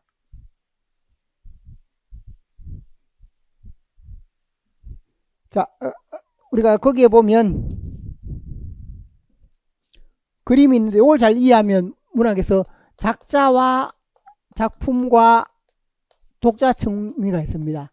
그래서 앞에서 작자가 작품을 짓는다. 작자는 주제를 바탕으로 작품을 짓고, 작품을 짓게 되면 이게 뭐냐, 짓는 요 과정이, 주제를 바탕으로 이렇게 만들어내는 과정이 형상화의 과정입니다. 주제를 이렇게 드러내면 독자는 이걸 통해 뭘 느끼는가? 감동을 느낀다. 문학은 그래서 우리에게 감동을 줍니다. 일반적인 다른 거는 다 목적이 있지만 오로지 문학이 뭐냐? 감동을 주기 때문에. 그래서 문학을 우리가 예술이라고 합니다. 감동을 위주로 하는 글이다. 그 다음에 주제 속에 여기 사실 혹은 현실, 그 다음에 여기서는 상상이나 허구고 재창조, 다시 만들어낸다.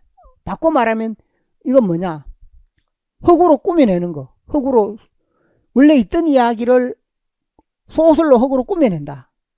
시에서는 뭐로? 시에서는 비유 상징으로 바꾼다.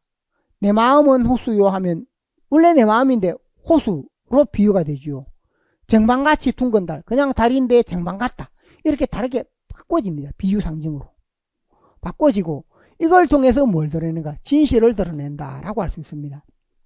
이런 청미가 이루어지는데, 그래서 제가 앞에 이렇게 설명했던 게, 작자가 어떤 주제가 있을 때 이 주제를 바탕으로 다양한 구성요소, 여기 말했습니다. 여러 가지 구성요소들로 만들어내는 이 과정이 이렇게 창작의 과정이다. 창작의 과정. 그러면 원래 이 주제가 이렇게 될 때는 주제가 전면에 드러나서는 안 된다는 겁니다. 문학에서는 무언가 상상의 허구에 다르게 바뀌어야 됩니다. 다르게 바뀌어야 된다. 그 여기서는 전환되어서 다르게 바뀌어서 나타난다 하는 점. 그래서 있는 그대로의 주제를 날 것으로 드러내면 그건 형상화가 안 된 겁니다. 그 형상화가 안 된 걸 뭐라고 한다? 주제가 직접 제시되었다. 주제가 전면에 드러났다. 주제가 전면에 드러난 거다? 형상화가 안 된 거다.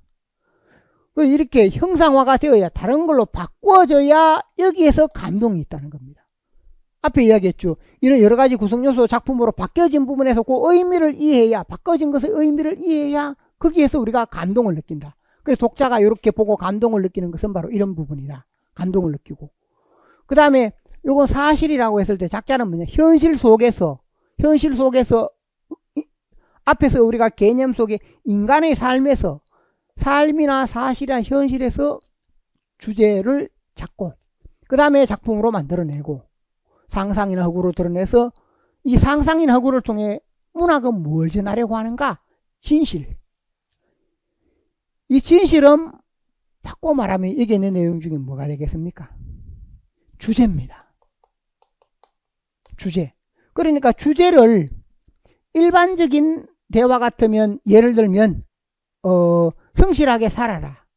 일반적으로 우리가 어떤 삶에서 보면 성실하게 살아라. 이렇게 직접적으로 말할 수 있습니다. 성실하게 살아라 하면 그것도 주제가 되는데, 그건 뭐냐? 주제가 직접 제시가 되었습니다. 주제가 직접 제시가.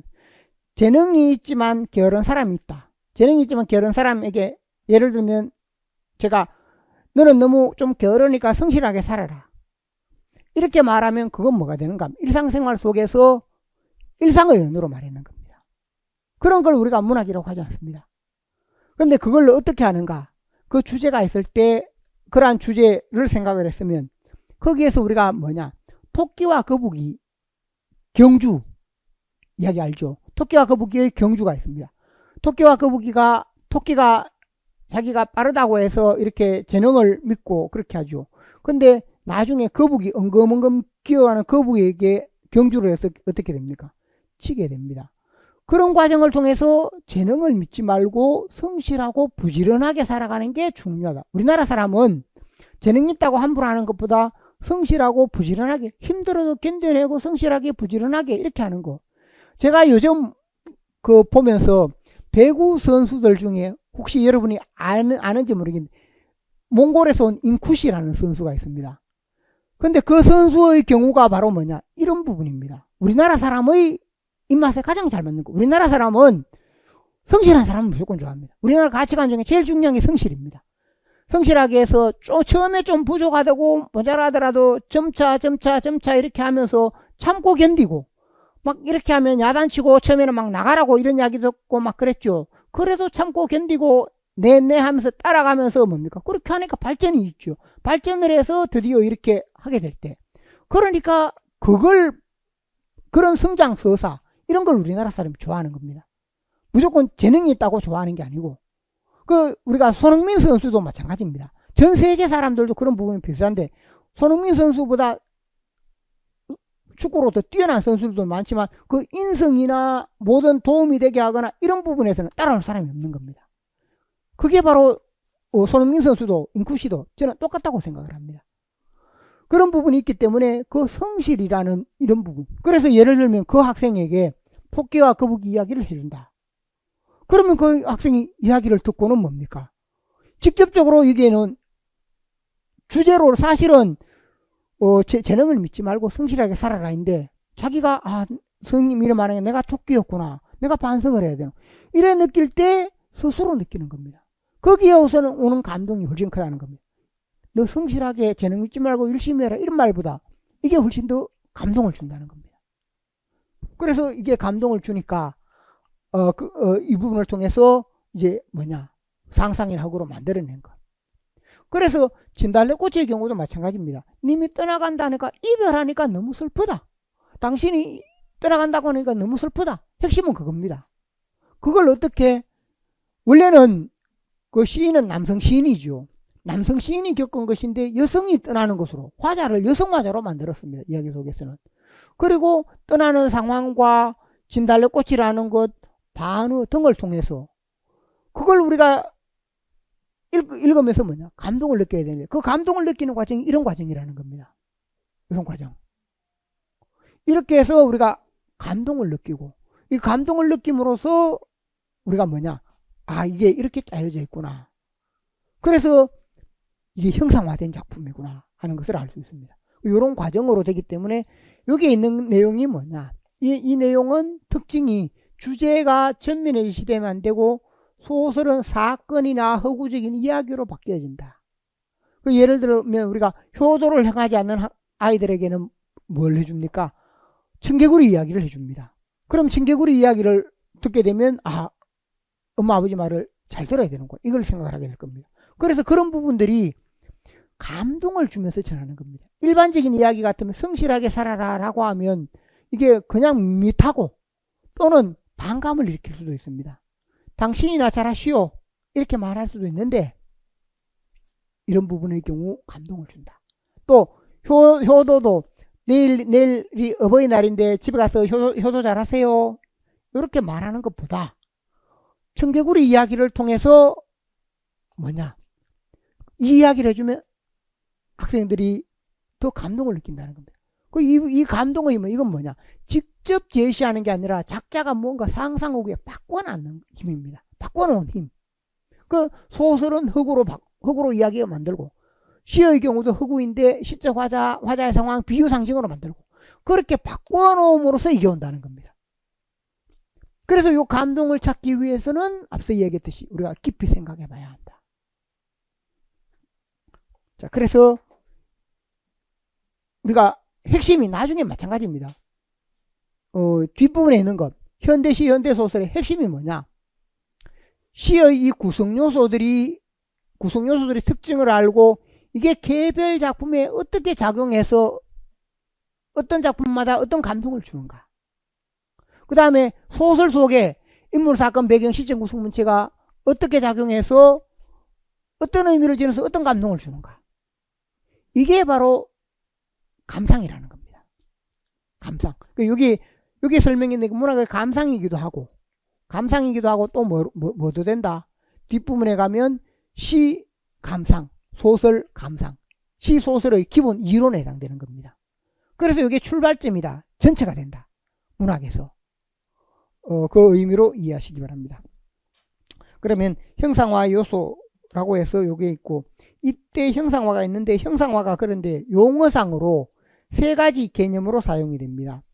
형상화가 세 가지 개념으로 사용이 되다 보니까 그 중에 세 번째 개념이 있습니다. 세 번째 개념이 제가 앞에 설명했던 일반적인 개념이고, 근데 형상화의 경우에 좀 다르게 사용되는 경우도 있다.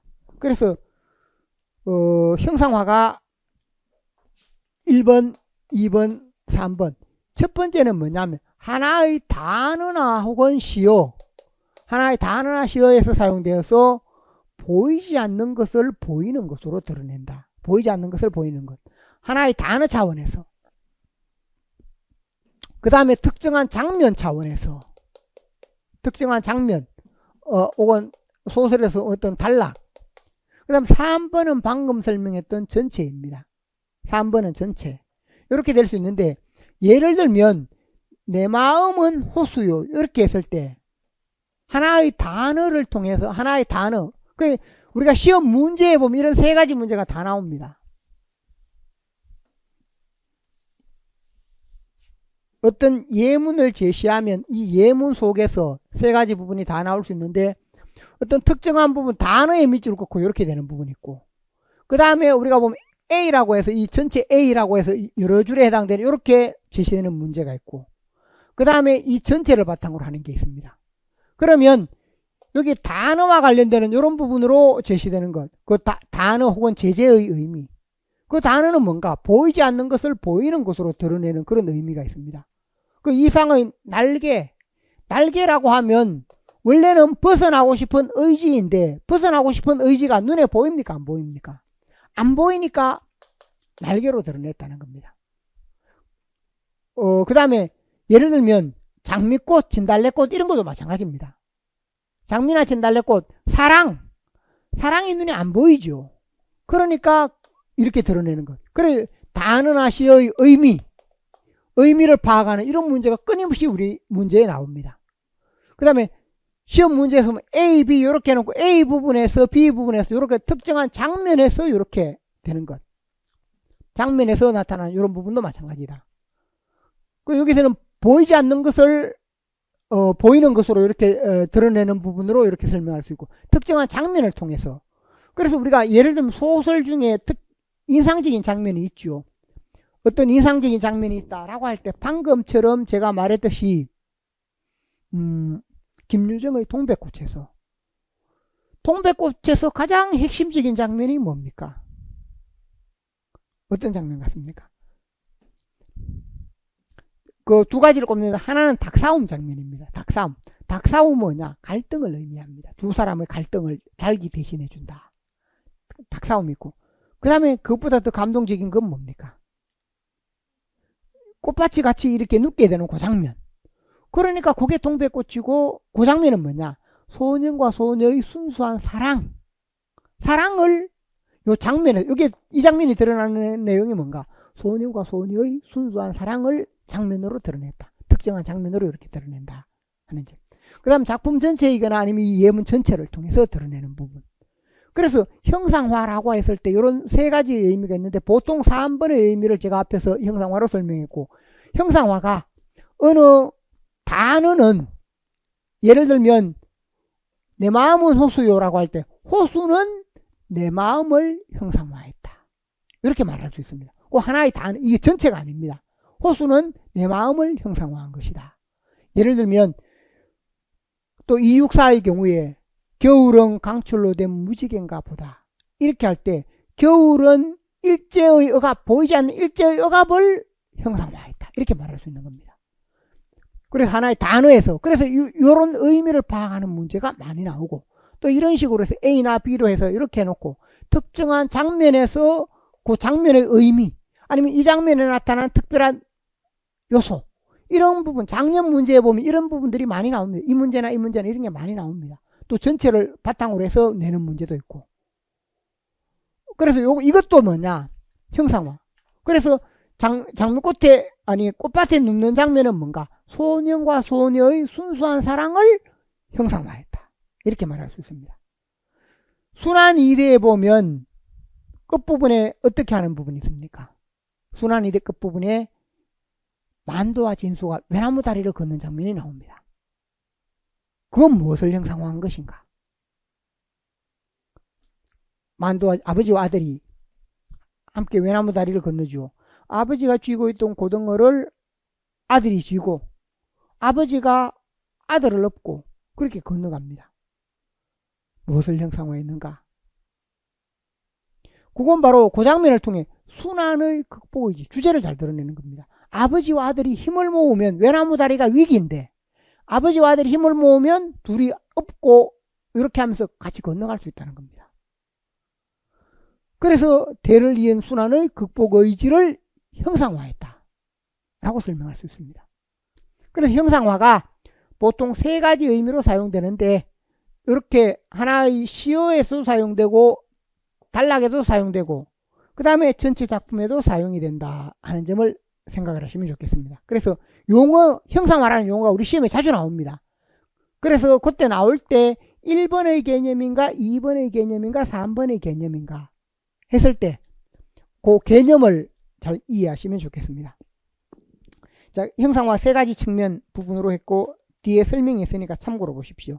그 다음에 우리 문제에서 보면 43쪽 기출문제, 비교적 최근의 2025년 문제입니다. 다음은 작품 구성요소의 유기적 관계와 맥락에 유의하여 작품을 수용한다. 구성요소와 구성요소의 유기적 관계와 맥락. 구성요소의 유기적 관계라고 할 때 이런 부분들이 뭐냐, 앞에서 구성요소들로 이루어져 있다, 구성요소들로 잘 짜여져 있다, 아름답게 짜여져, 이걸 다르게 표현하면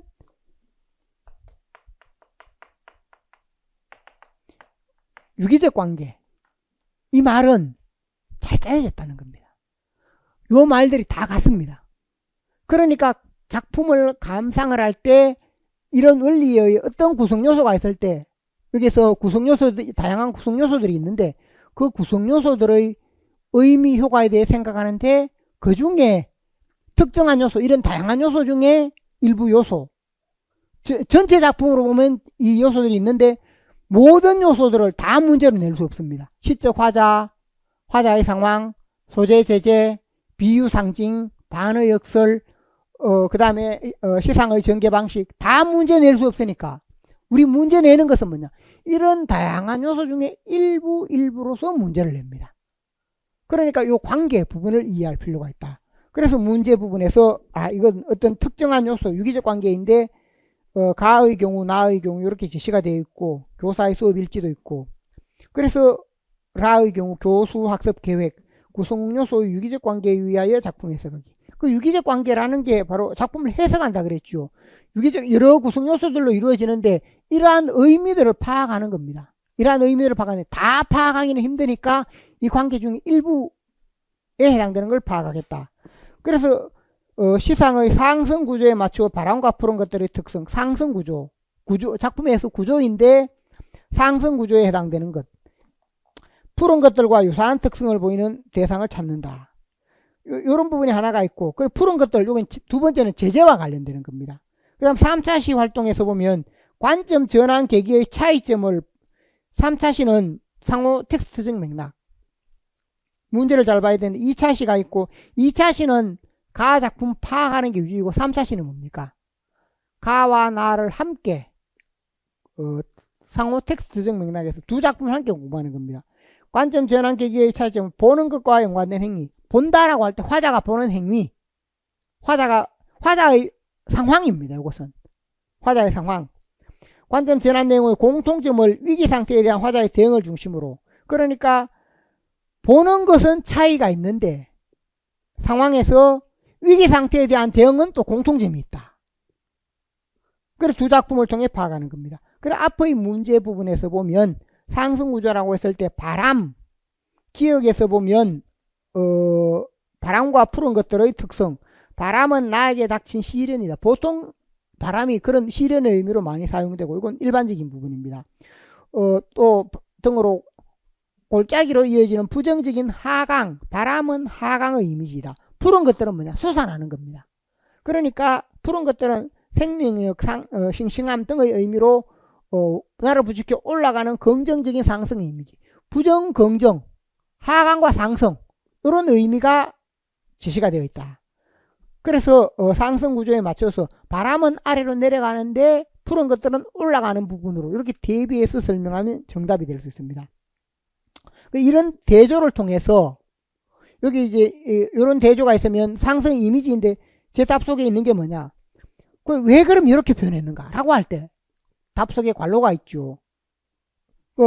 여기에 그럼 왜 바람과 왜 푸른 것들을 제시했는가? 이걸 통해서 뭐냐? 바람이라고 했을 때 시련입니다. 시련을 넘어서서 그걸 극복해가는 이 과정을 잘 보여주기 위한 그런 의도로 바람과 푸른 것들을 대비했다. 이렇게 이런 걸 알아야 그냥 의미나 효과인데 이런 것들을 알아야 감동이 이른다고 했습니다. 그래서 푸른 것들과 바람을 갖고 왔구나. 바람은 아래로 깔아앉는 것이고 푸른 것들은 상승하는 것이고 대비를 통해 바람을 극복하고 푸른 것들로 나아가는 이것을 잘 드러냈다. 그럼 여기서 느끼는 게 뭐냐? 이런 감동을 우리가 느낄 수 있다. 그게 바로 주제와 관련지을 때 감동을 느낀다. 다른 쌤들 답에는 아마 이런 게 없을 겁니다. 근데 이게 왜 필요하나? 이 문제의 경우 이런 것까지 알고 있어야 우리가 이렇게 해서 감상을 통해 도달해야 되는 게 감동이다 하는 것을 알 수 있습니다. 그 다음에 두 번째 니은과 디귿 부분을 했는데 니은에서 보면 가의 경우에는 산을 올려다 본다. 위에 올라가는 푸른 것들이 올라가는 것인데 똑같이 보지만 가는 아래에서 올려다보는 상승이라면 나는 꼭대기 절정입니다. 절정에서 눈 감고 생각하면 내려다볼 수밖에 없습니다. 둘 다 본다는 것은 마찬가지인데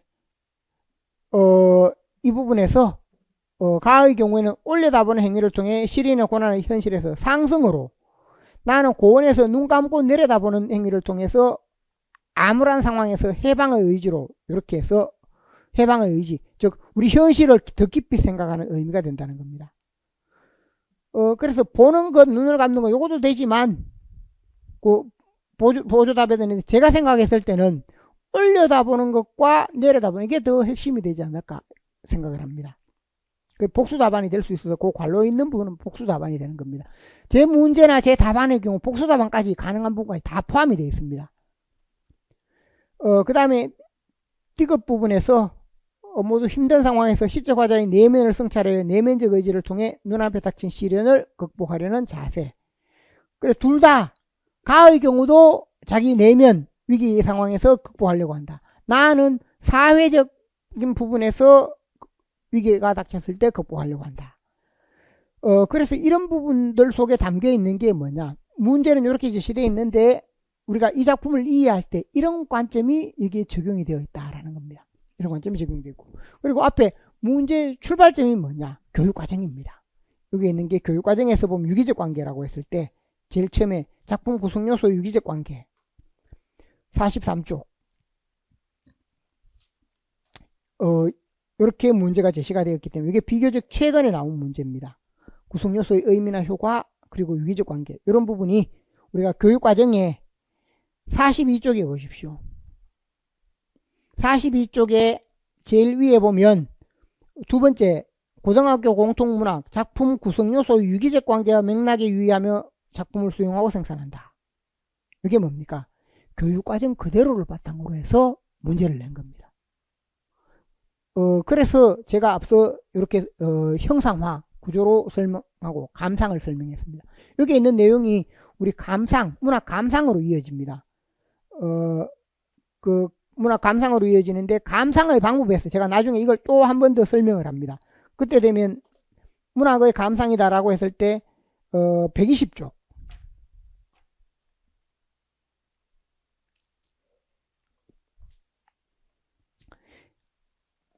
120쪽에 보면 우리가 문학 감상이다라고 했을 때 감상과 관련되는 부분 바탕이 되는 부분이 있습니다. 121쪽 표 제일 위에 표가 지식이라고 했을 때 갈래, 맥락, 작자 등에 해당되는 우리가 배경 지식이 있고 감상을 할 때는 뭐냐? 구조를 이해하는 거, 구성요소를 파악하는 겁니다. 그럼 구성요소가 지닌 의미와 효과 한계 그걸 좀 더 깊이 있게 파악하고 또 역발상 왜 이렇게 했는가? 이게 아니면 다른 요소가 뭐 있는가? 이게 최선의 요소인가? 이런 걸 여기에 감동에 이르기 위해서 이런 질문을 해봐야 된다는 겁니다. 좀 더 깊이 있게 생각해 보자. 예를 진달래꽃이 어떤 의미일까? 또는 진달래꽃이 아니고 만약에 다른 꽃이라면 이런 효과가 있을까? 가시는 그런 예를 들면 영변의 약산 호박꽃을 뿌리오리다. 할미꽃을 뿌리오리다. 이렇게 했을 때 그런 효과가 있는가? 이게 최선인가? 이런 부분을 해봐야 뭐냐? 감동에 이른다는 겁니다. 이게 질문하는 부분, 그 심층적 감상에 닿을 때 이렇게 해야 이런 걸 통해 우리가 감상에 이른다. 그리고 구성요소와 주제는 항상 작자가 적절한 구성요소, 적절한 의미를 담아놓기 때문에 그게 감동을 주는 겁니다.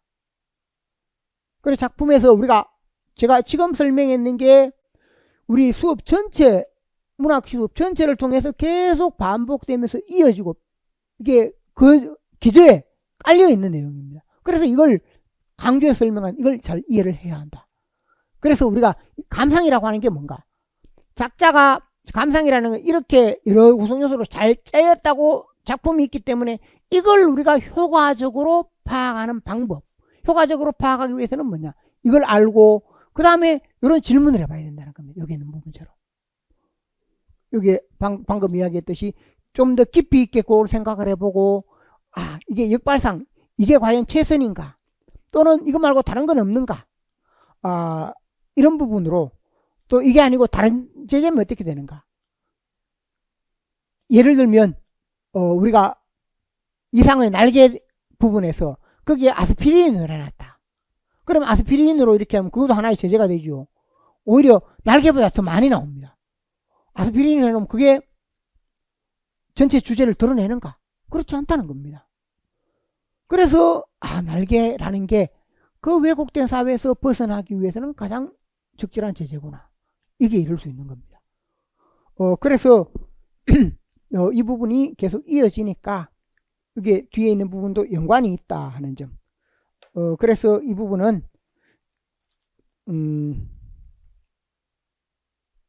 126쪽에 보면 여기에도 같은 유사한 문제입니다. 유사한 문제인데 여기 있는 것은 뭔가? 어차피 이것과 연관이 되기 때문에 제가 이때는 조금 덜 설명을 합니다.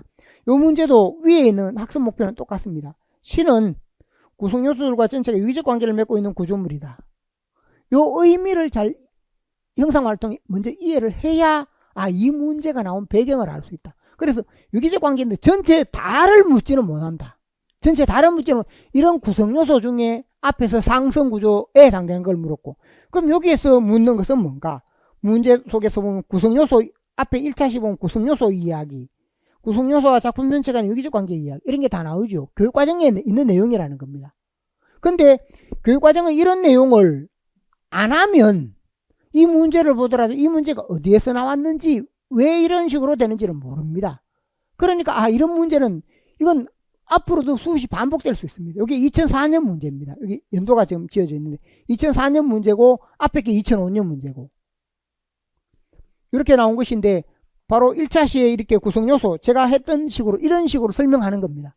이렇게 이해하는 부분이고, 2차 시에는 율격, 시행 배열, 그 다음에 애상적 정조 등과 관련되는 것, 산문시로서 또 나의 형식 특징 했는데, 여기서 보면 가에서 니은을 고려하여, 니은은 행과 연의 배치, 행과 연의 배치로 이렇게 되어 있는데, 산문시로서 형식상 고려한 부분에 이게 지금 시가 행배열이 없이 그대로 제시되어 버렸는데, 가시에는 행배열이 다 있습니다. 행이 한 가지씩 띄어쓰기가 되어 있습니다. 행이 띄어서 사연으로 되어 있는 형태입니다. 그냥 이렇게 배열이 되어 버렸는데, 원래는 행이 나누어진다. 그래서 동일한 문장 구조와 함께 행을 비우고 있다. 이게 답이 됩니다. 이것은 뭐냐? 앞에 시의 요소 중에 내용, 형식, 표현 중 형식의 운율 요소, 형식의 운율 요소에 해당되는 것이다 하는 점. 그 다음에 두 번 또 기억을 시상정계상 변화로 볼 수 있는 이유를 이미지 종류 측면에 설명하라. 기억은 앞에 있는 호롱불, 그 다음에 늦은 저녁 때 오는 눈바람, 초록말 발굽, 시각에서 여물 서는 소리, 청각으로 바뀌었습니다. 그러니까 이게 전환이 있다라는 의미로 설명할 수 있는 부분입니다. 그 작품을 보면서 우리가 시각에서 청각으로 변했구나 하는 것을 생각할 수 있고, 그 다음에 나의 경우 A, 이런 식으로 A 특정한 부분에 나타나는 A 부분으로 제시가 되어 있죠. 여기서도 묻는 것은 뭐냐, 나에서 디귿리를 참고해서 디귿에서 보면 휴지를 나타내는 표지를 사용했다.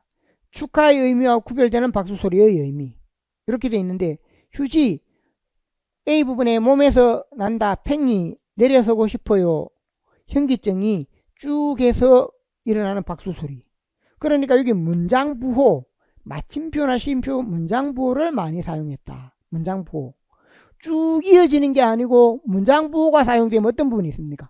딱딱딱딱 끊어지는 것.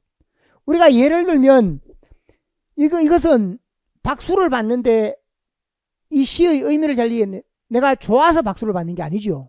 어떤 상황에서 박수를 받습니까? 부끄러운 상황입니다. 가난해서 친구들이나 다른 사람 돈을 모아서 그걸 이제 학용품을 전달해 주는데, 그러다 보니까 이것은 내가 잘해서 상을 받으면 자랑스러운데, 그런데 그걸 굳이 몰래 전해주면 될 텐데, 전교생을 다 모아놓고 누구누구 불러가 상처럼 이래 주니까, 그러니까 거기에 당혹스러운 그 상황, 부끄러운 상황, 이걸 빨리 지나가 버리면 덜한데 딱딱 끊어 놓으니까 뭡니까? 그걸 더 구체적으로 살아난다는 겁니다. 그래서 여기 휴지의 의미는 바로 그런 의미이다. 그래서 여기서는 특징은 휴지를 나타내는 표지로 마침표나 쉼표 등의 부호를 사용하고 있다 하는 점.